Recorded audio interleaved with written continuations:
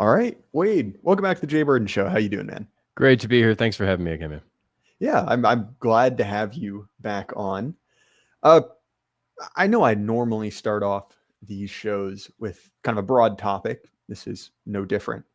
But to me, one of the observable trends in kind of Trump 2.0 has been the reaction from nominally conservative Christians. We saw a bunch of this during Trump 1.0, also through COVID, but it seems to have intensified, which is, the absolute hysterical condemnation from the right kind, quote unquote, of religious leaders.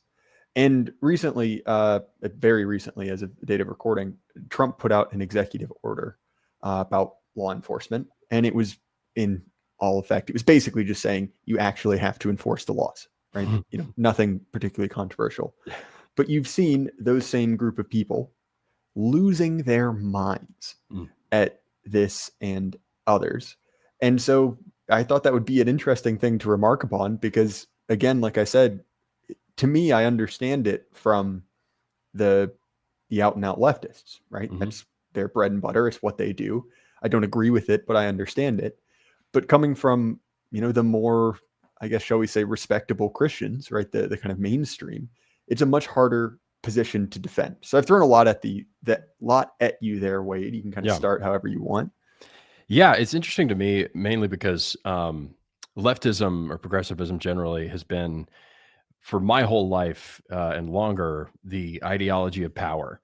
And I think that there's a certain, obviously a certain number of true believers who love progressivism, love the ends, and also love the direction, or just maybe it's gone too far, but at least they're the kind of conservative who just wants to conserve the progressive gains. And then the other people, it's just I will get in the least amount of trouble generally, or with my congregation, or with my leadership, if I go along with this kind of ideology. And so as power changes, what's interesting to me is, how much of a real power shift are we seeing? All that's still up in the air, I think. But a lot of it, I think, is inertia. So this is the sort of ideological inertia, and difficult for people to pivot when, again, every time they've said X before, every time they said X progressive point of view, that's given them some kind of credibility in the past. And so, I think that like I said, there are true believers, but I think that there's a huge amount of it that's just used to garnering some amount of societal benefit from believing or saying certain things. I think, So, and there are many, many layers to this, I think, but the one part of it is that as far as the followers go, I think that the more intolerant you are, the more loud you are, the more likely you are to influence a sort of weak leader.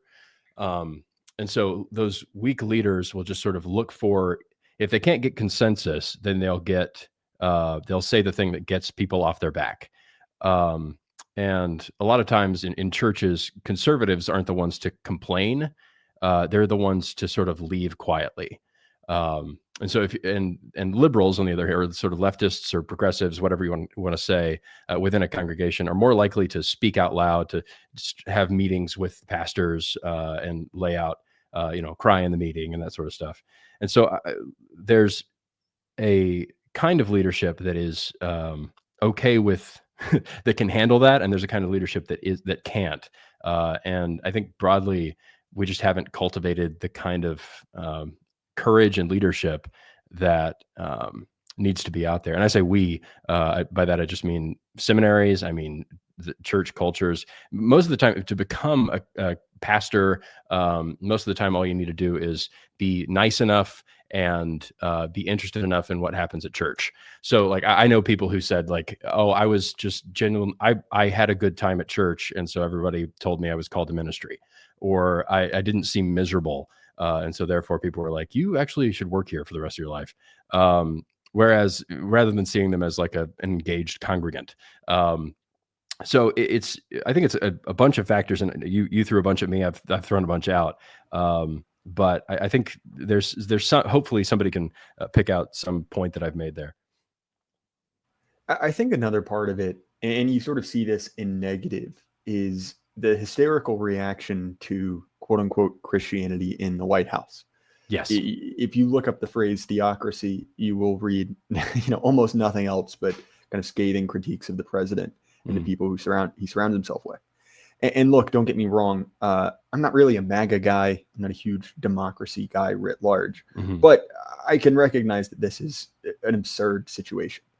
And similarly, the kind of manufactured crisis of quote unquote Christian nationalism, where it is effectively the biggest crime at all for Christians is to be particularist, right? To have opinions about the country and seek to, use their kind of eternal commitments to, I guess, affect how they rule in a temporal sense. To me, it's disingenuous, because really the answer for how to avoid that scorn is just to roll over, right? To give them exactly what they want. And I think that one of the things we've seen kind of on I won't say the majority, but a significant part of the right is sort of this realization that, if you're going to do anything at all, you have to kind of inoculate yourself to this sort of criticism. And I think that what we're seeing, particularly from older generations, is they lived in a world in which that criticism was damning, right? If you were, marked out as, any number of things that are currently being leveled at, people significantly to my left, you were done, right? It was over. You were a social pariah. And while that certainly still is the case, that tool is sort of blunted. And when I look at, many of these kind of good conservatives, I don't hate them, right? Especially many of the people. I understand where they are coming from, but their fearfulness, their inability or unwillingness to take harsh criticism has produced the world in which we live now. And if there is going to be any step to roll that back, if there's going to be any, way to return to, normalcy or sanity, well, you can't expect the foot soldiers of the regime to say nice things about you. And again, when I say this, I don't want to come across as, high-handed. I don't want to, come across as, I guess, criticizing these people too much, because again, they're a product of their times. They're our elders. We owe them a certain amount of respect, but at the same time, we've seen where that leads. And again, you spoke about the ideology of power, and that's very true.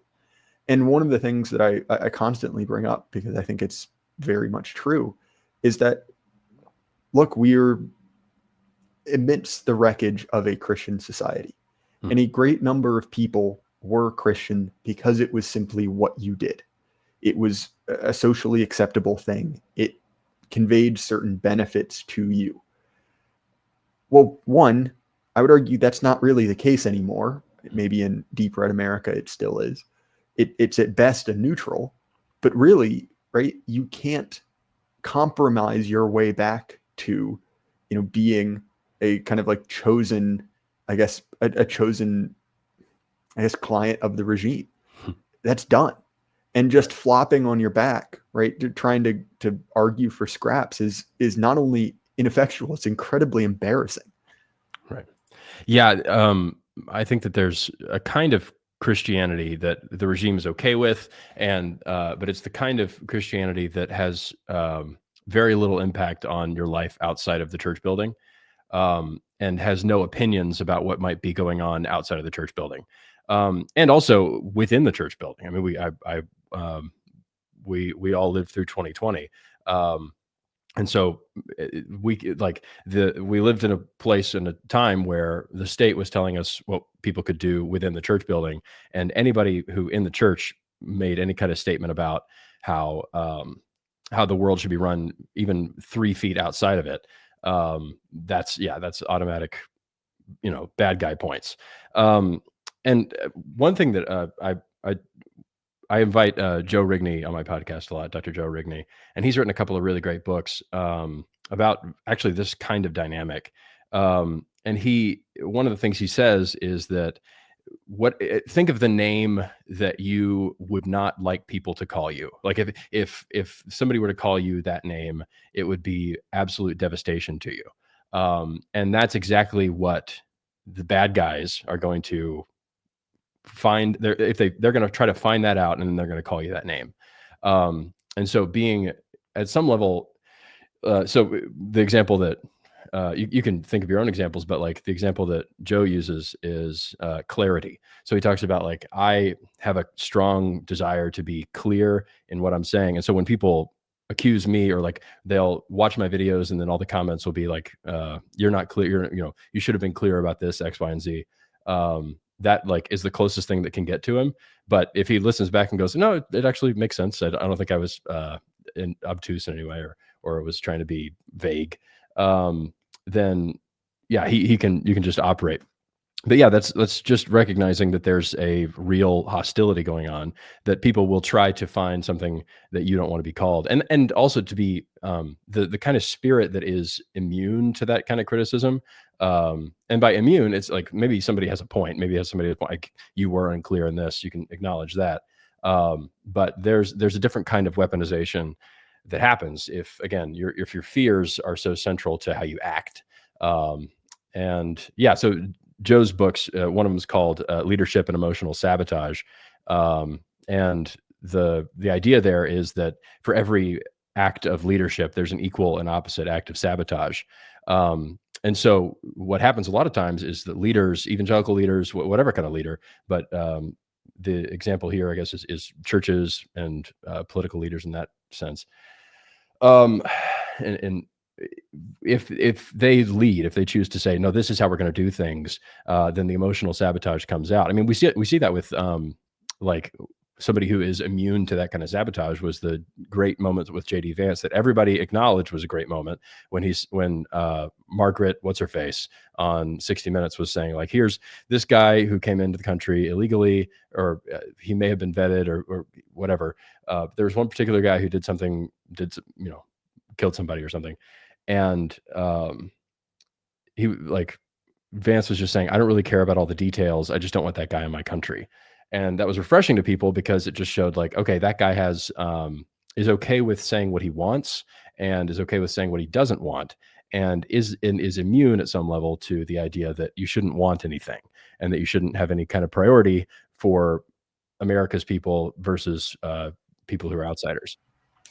Well, and I think that, to me, one of the opening questions of Trump 2.0 is, where would the resistance crystallize, right? We've seen this kind of incredible barrage of executive orders and different moves. I think one of the more interesting things, this is not my central point, just an aside, is the degree to which Trump has been replaced as a totem of hatred with Elon Musk. That was something I did not anticipate. Nonetheless interesting, but the degree to which immigration has come back, and I've been honestly sort of impressed by the degree to which Trump and his team are going after the leading causes of our mass immigration industry, not simply the symptoms. Obviously, border crossings are massively down. That's great, awesome. And, while certainly deportations have lagged, there are interesting things happening, right? One of them is, the attack on the entire network of basically, so-called Christian charities getting paid money from the government to, replace Americans. I think it was Christianity Today, who is an outlet we will come back to later, wrote this screeching hysterical piece about Christian immigration charities, and you can put every single one of those words in quotes, right? And how they wouldn't be able to work anymore, and look at all of these sad crying people because of you, racist America. And again, it's always difficult to use the reaction of the left to, I guess, gauge effectiveness, because their modus operandi is effectively to screech at the top of their lungs at all moments. For instance, they're screeching during 2020, and it would be very incorrect to say the left was a low ebb during that, right? Right. But nonetheless, I think that move to attack the kind of body, right? To go for things that aren't necessarily as showy, but are likely to produce lasting results, mixed with what you said earlier, which is just taking back the moral high ground, right? You don't get to tell me how to feel about this. I think that that's a very strong development because, and again, we see this in the evangelical world. When you have ceded the moral authority to your enemies, they will lead you around by the nose.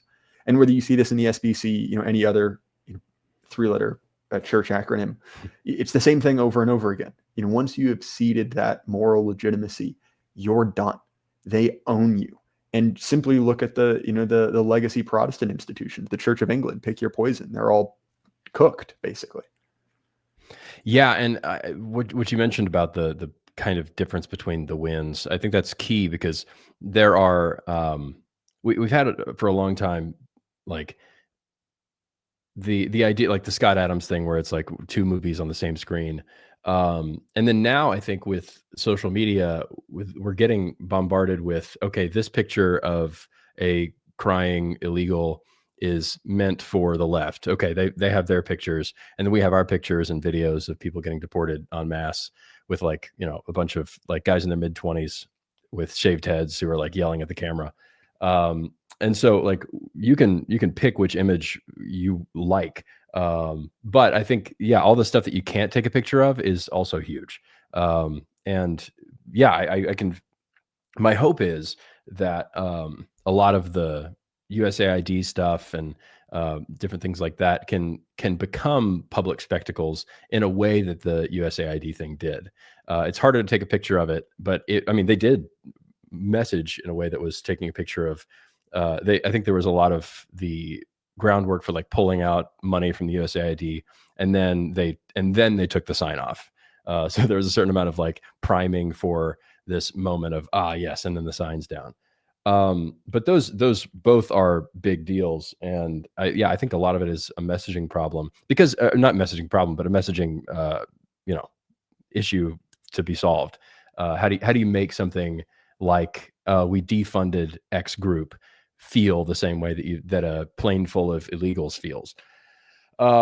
So I empathize with them, I guess, and can imagine that they're going to figure out ways to solve that. But yeah, there is the emotional, again, basic emotional realities that have to be addressed. It's not just, I think, because we're on the right and we're around a bunch of people who are like that, we're used to people thinking in mostly rationalistic terms, but the emotional realities of being okay with somebody saying, hey, you're being cruel, knowing, oh, I'm not being cruel, I'm actually being kind to my people, being kind to Americans, that actually helps people.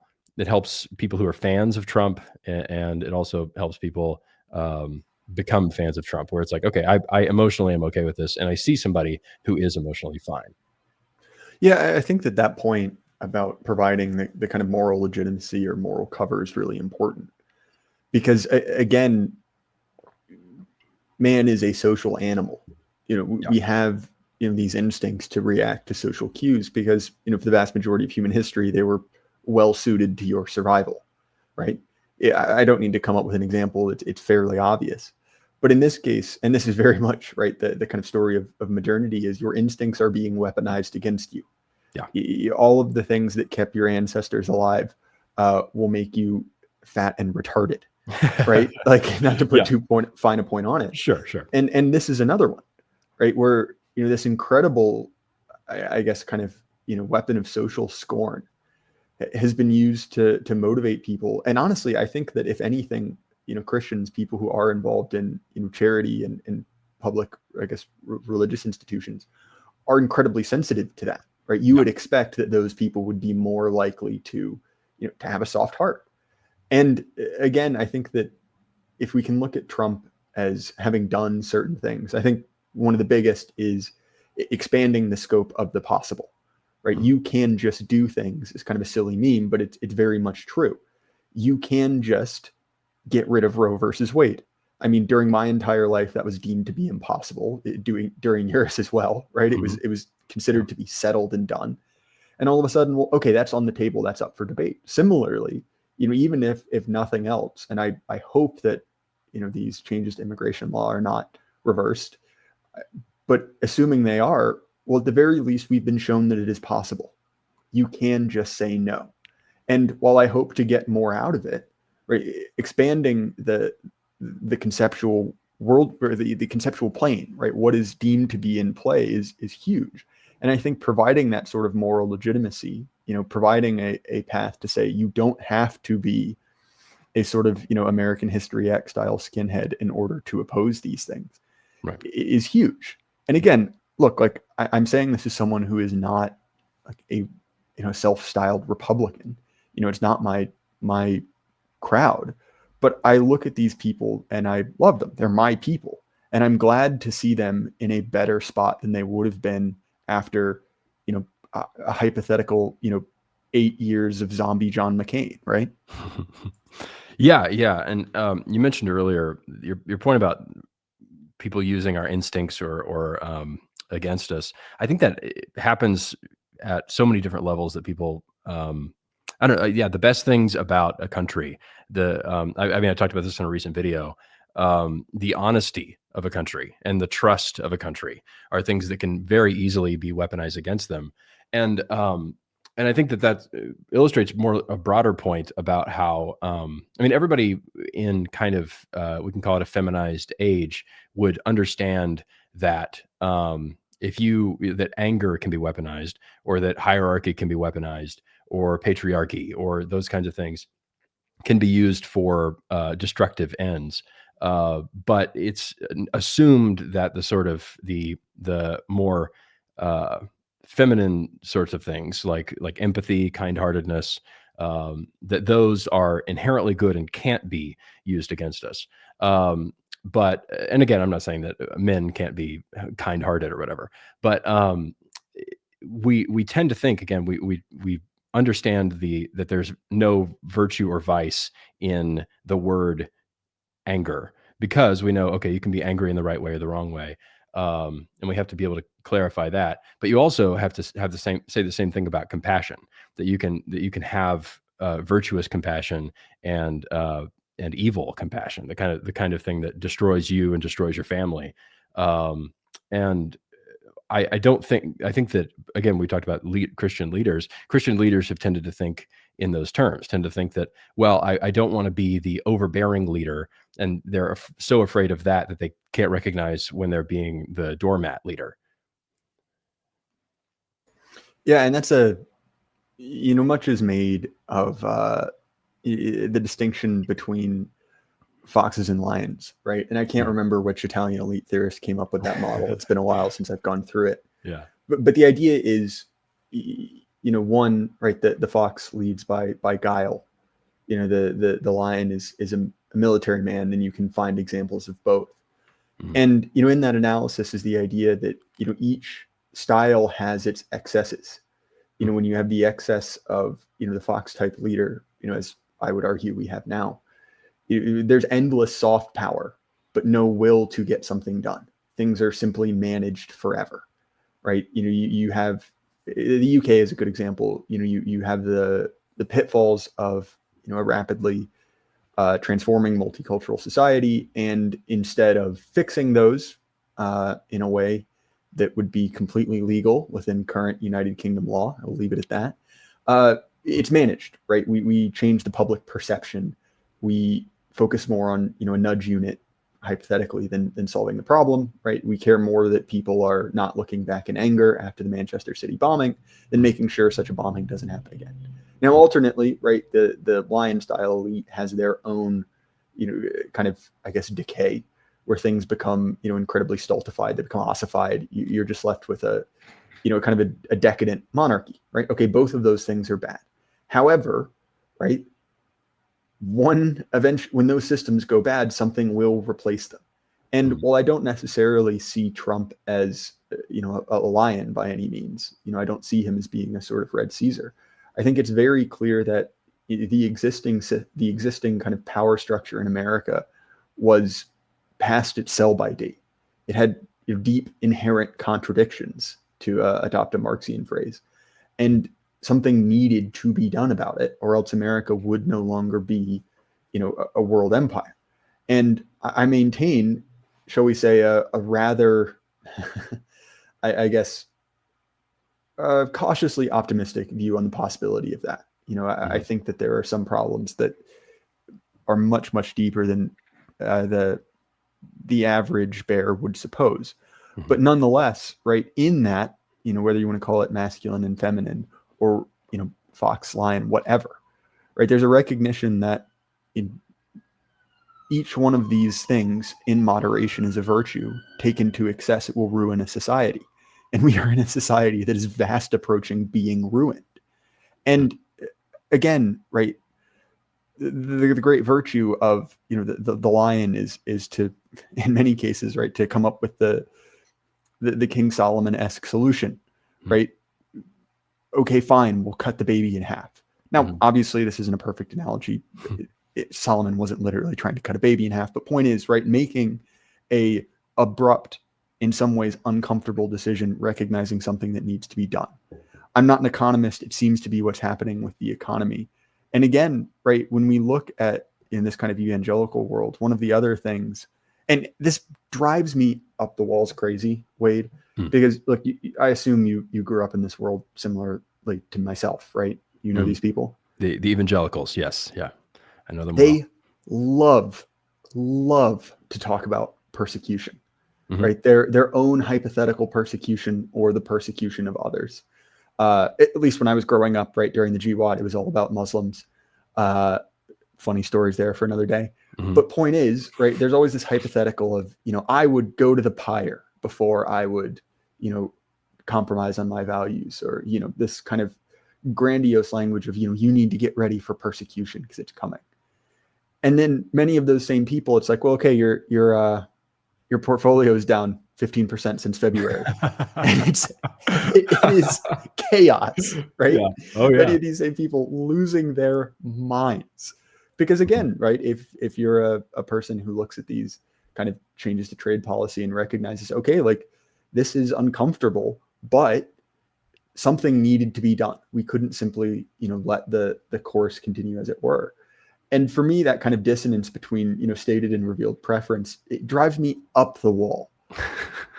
Yeah, and I also think that that kind of persecution, the imagined persecution, tended to be if you were living in some place that asked you if you believe Jesus rose from the dead, and then if you said yes, that you get your head chopped off.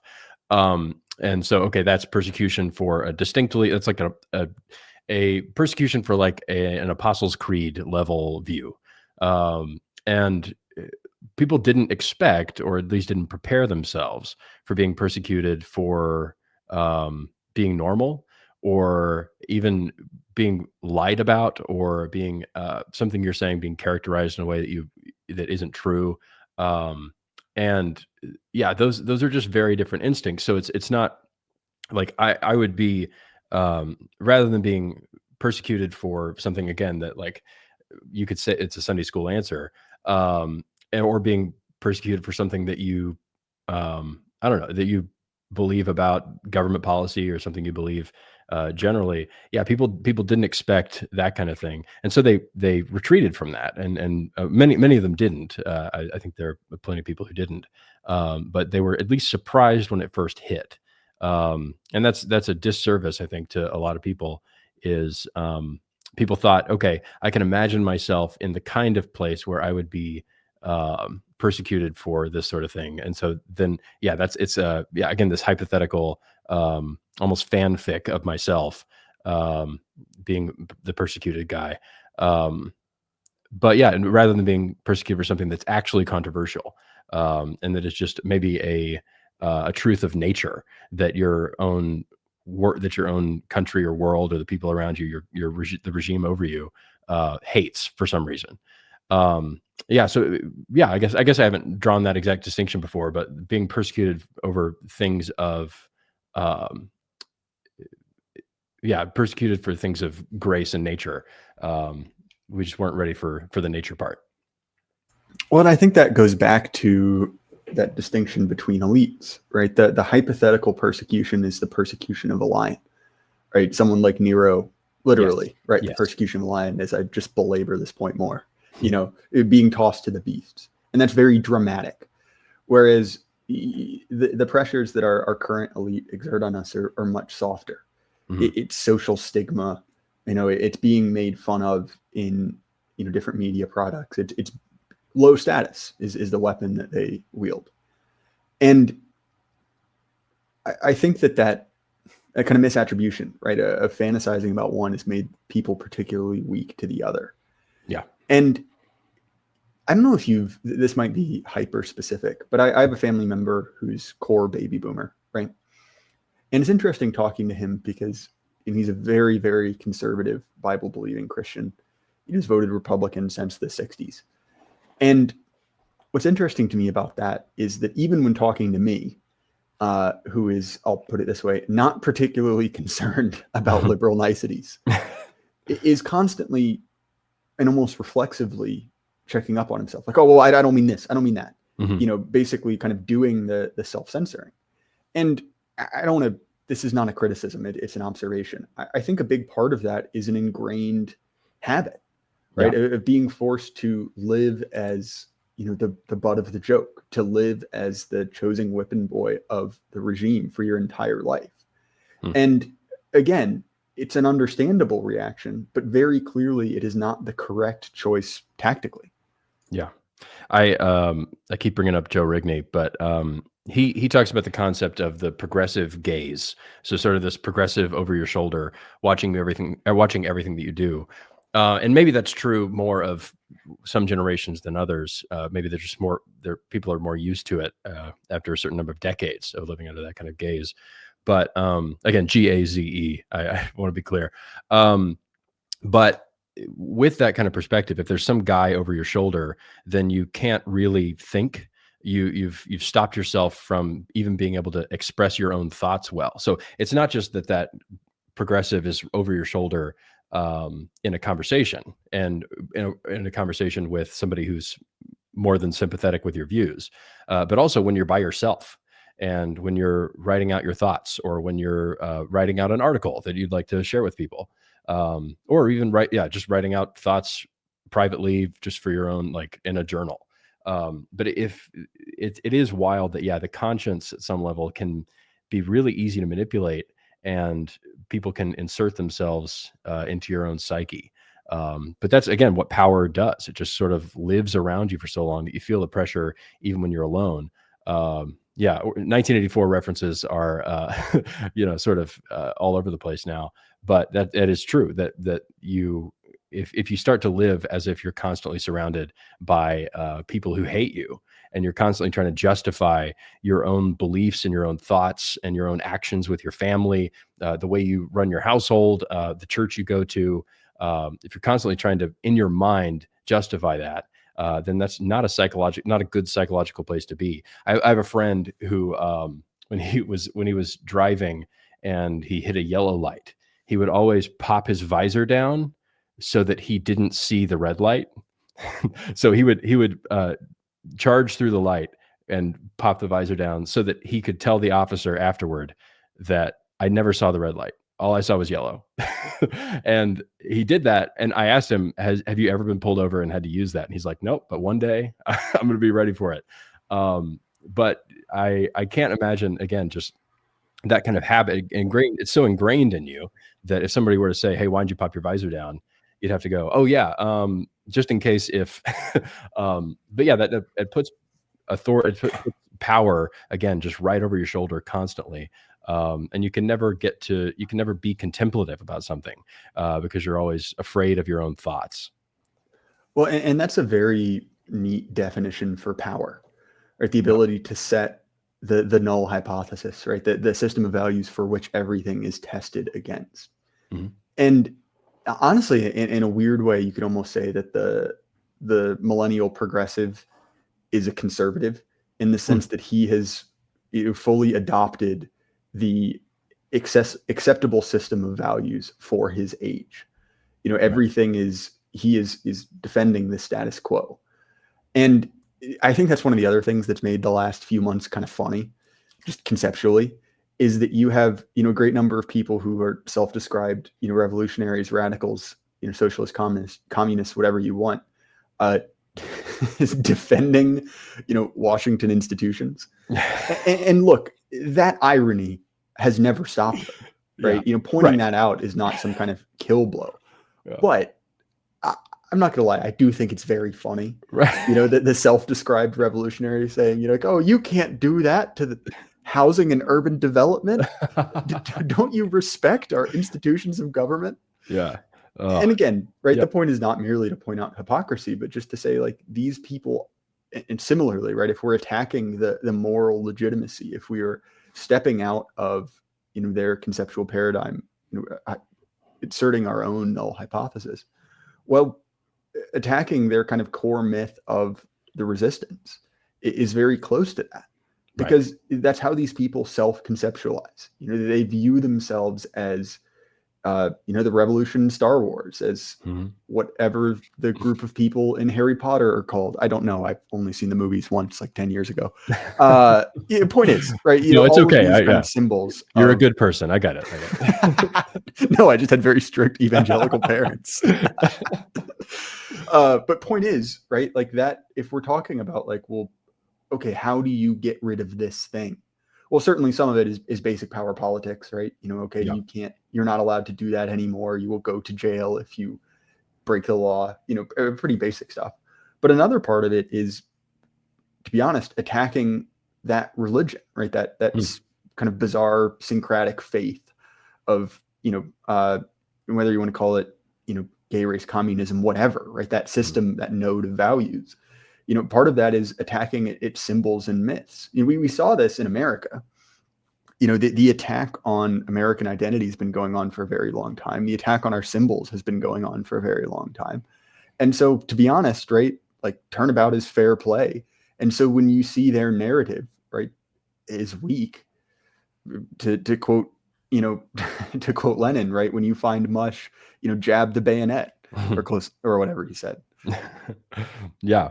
Yeah, and, like, any critique of their power structure, or, like, if we have any kind of, vision of replacing, the political power structure, it helps to have, attached yourself to an alternative power structure. So, again, like, when I was talking about somebody being over your shoulder, or at least saying, like, "Oh, but I can't go there," that's not necessarily a bad thing. And having instincts that tell you, like, "Oh, I shouldn't go in X direction." And I say that mainly as a Christian, right? So I don't have I can investigate the biblical case for the Trinity, or I can be interested in learning more about specific, Christian doctrines.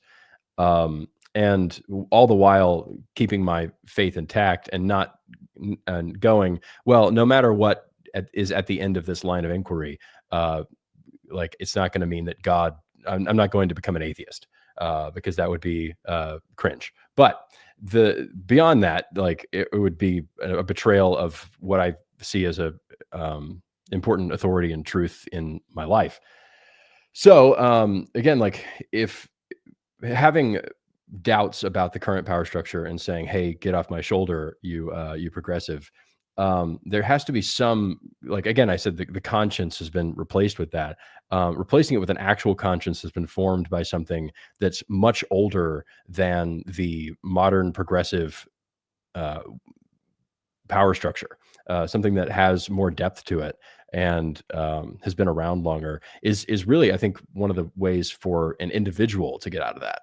And I think that broadly, if that happens, people who are not slaves to a power structure that's been around for 100 years or so, and instead going, you know what, I'm going to go for something a little more sturdy.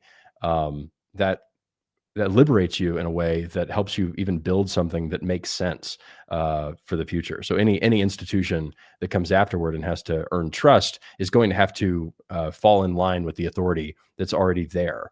And rather than having to fall in line with the sort of liberal progressive that's in my life, or in my over my shoulder.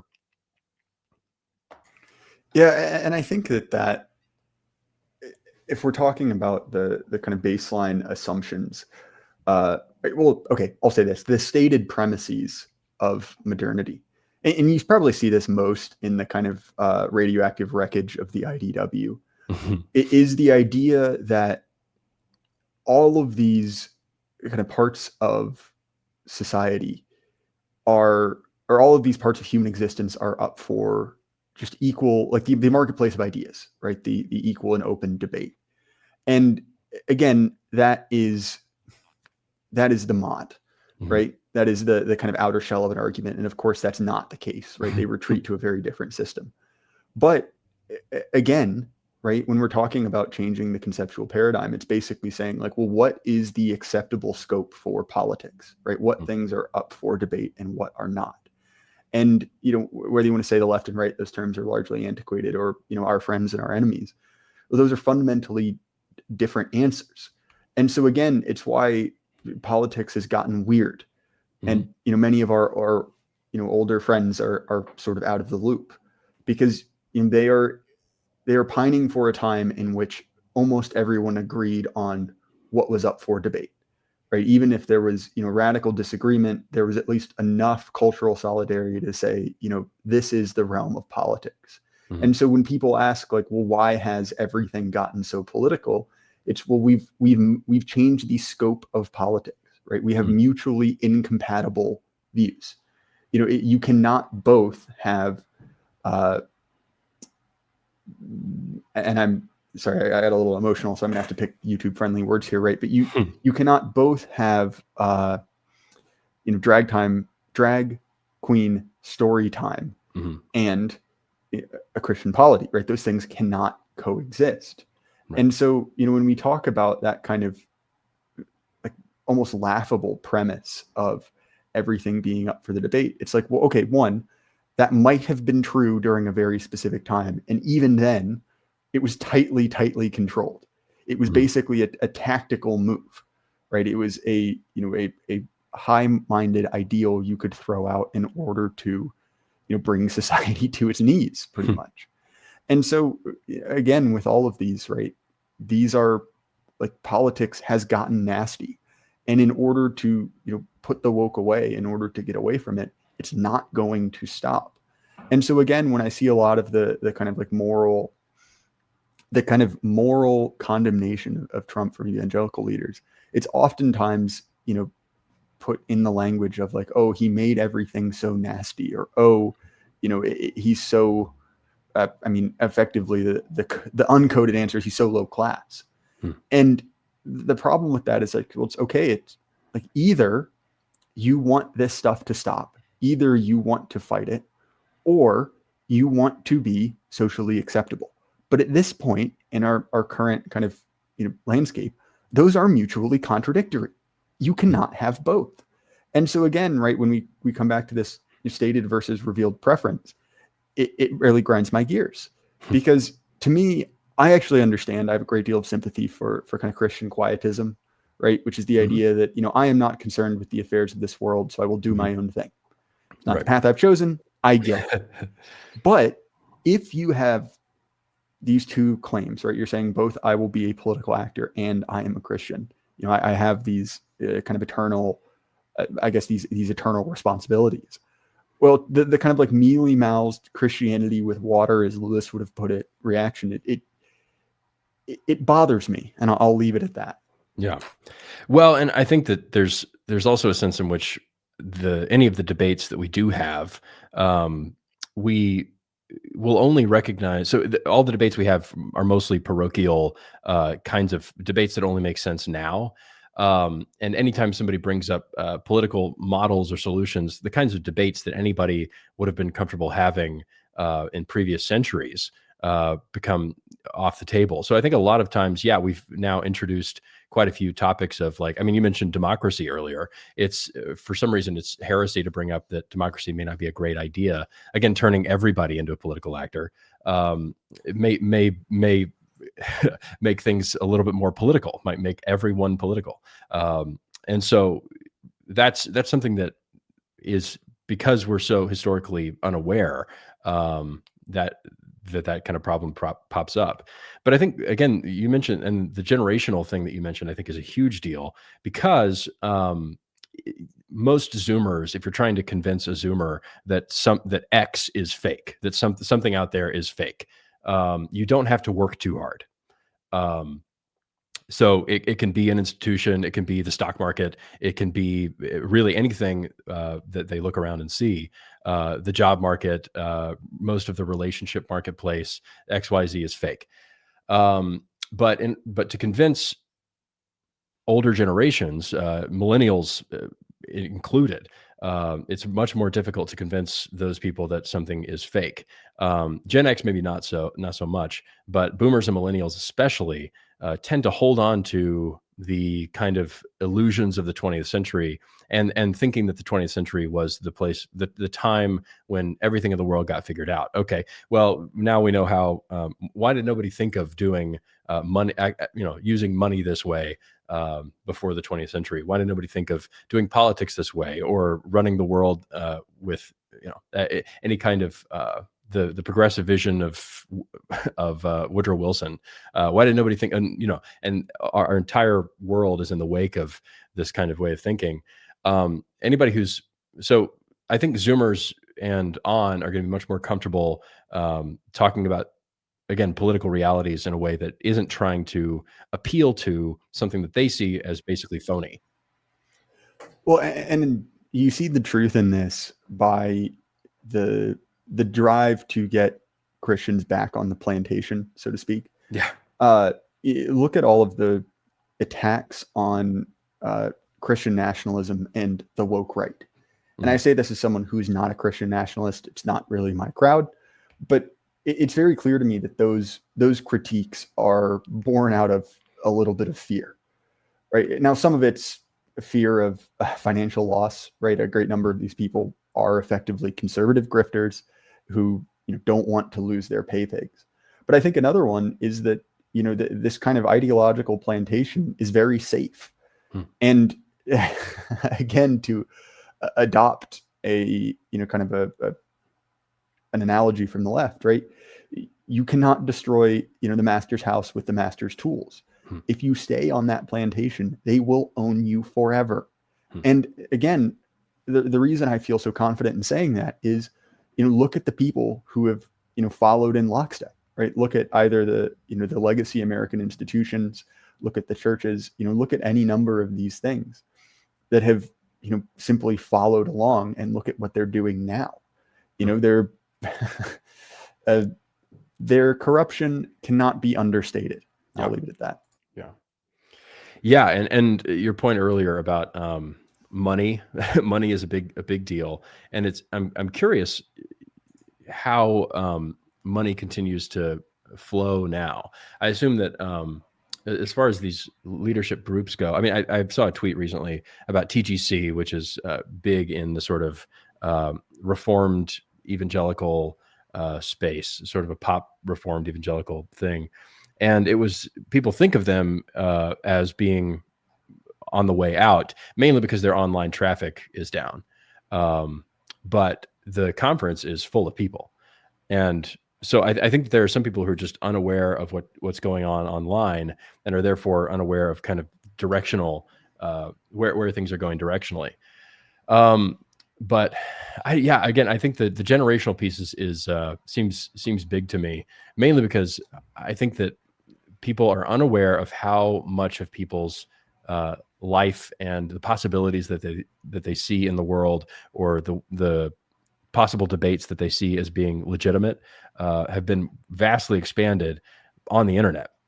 And so you've got a bunch of leaders who are sort of still in this, in the Gospel Coalition world, trying to train people or trying to teach people, pastor people, whatever, who they have very little in common with, and who see their mentors, see the pastor's mentors as being irrelevant and not addressing real life questions.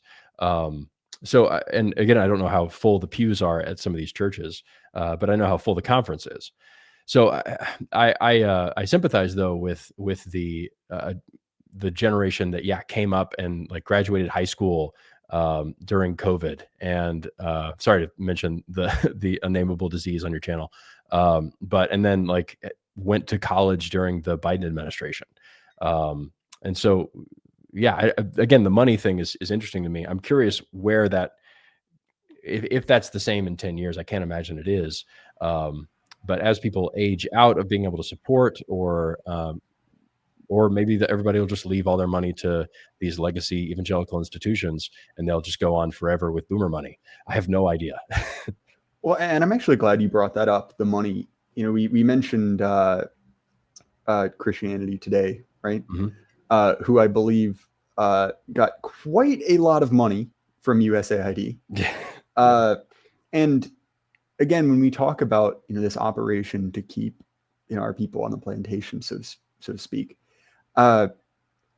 we know that it's important to them because they spend a lot of money doing it. Mm-hmm. Whether it is controlling these operations, whether it is the effort to kind of head off any sort of I guess progress made by us and our friends. It's clear that there is power there. Now, it's not ultimate power, right? It's not the power that makes you president of America, but there's something there. And I think that also is an encouraging sign, because if this were truly an irrelevant group of people, well, why would they spend so much time trying to, make them fat, gay, and retarded? Yeah. Well, and the thing is, if you're fighting with a sort of force that is not driven by sort of fake money, is not sort of driven by outside donations, then you interact with that institution in a very different way. So if it is just driven by, I guess a bunch of people really like Christianity Today and just want to support this message of people who like hates normal Christians, man, I guess things are really that bad. Then I guess you're limited to, at some level, rational arguments. So people try to talk to the people and say, well, this is why this Christianity Today article was wrong. Here are all the points that you can make against it. And that was the mistake a lot of people made with leftist institutions, Politico getting all that government money as well. And so we think, okay, well, I guess, but if that money's not there, then I guess we just think, man, Politico must be an enormous force in somebody's life. But it turns out it's actually a very small force. But it just, the money inflates it in our minds. And so it makes it feel like we're smaller.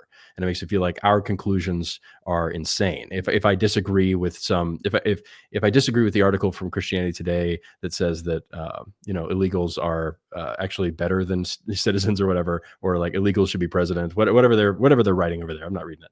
But if I disagree with that, then I must be insane. I must be some kind of crazy person who is, at least maybe 2 levels removed from the devil. If Christianity Today disagrees with me. But if it's astroturfed, then I don't have as much to worry about, and I can feel a little bit more okay supporting things that are, again, when the thumb's not on the scale, competition starts to feel a little bit different, and should be heartening to anybody who's trying to build something that your enemies have to take fake money, have to take government money. Well, Wade, we are fast approaching on time. I appreciate you coming on for this rather scattershot discussion. It's been fun. But if people want to find more of you and more of your work, what's a good way for them to do that? I'm Wade Stotts on X, and I do the Wade Show with Wade weekly on YouTube. Well, definitely check those out. Your short form video is second to none. Very good clips. This is a compliment, but you're sort of the right-wing version of John Oliver. Okay. Well, I appreciate that. I mean that genuinely, right? Yeah. Obviously, he is a despicable cretin, but you have a very effective format that does very well, and I'm always glad to have you on. Well, thank you. It's very fun, and I like doing I know a frequent guest of yours is not a big fan of infotainment, but I enjoy doing whatever it is I get to do. But thank you for watching, and thank you for having me on. As far as my stuff, you can find the Jay Burden Show on Apple, Spotify, YouTube, anywhere you listen to podcasts. Just a brief apology for the recent spate of technical difficulties. My computer is almost here, and so you will no longer have to deal with my rustic thumbnails or inconsistent audio editing. So that will be done soon. If you do want to support us to offset the cost of that computer, of course, you can do so down in the descriptions, either with the direct links for some crypto, or you can check out our sponsor, Axios Remote Fitness and Coaching, or North Appalachian Supply for all of your gear needs. Again, Wade, I appreciate it. And everyone at home, keep your head up. Light can't last forever. Good night.